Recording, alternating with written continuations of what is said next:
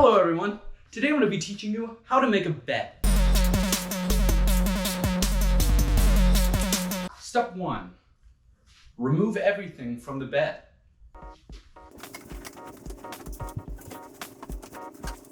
Step 2.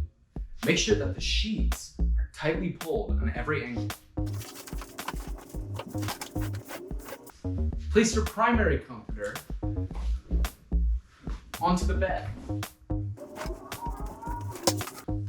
Pull it taut from one side. Now tuck. Smoother than Kenny G. Place your secondary comforter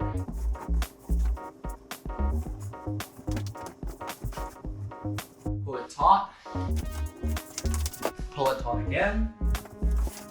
Now, for your pillows.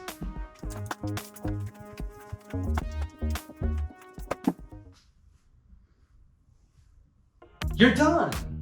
The bed is now made. Thanks for watching.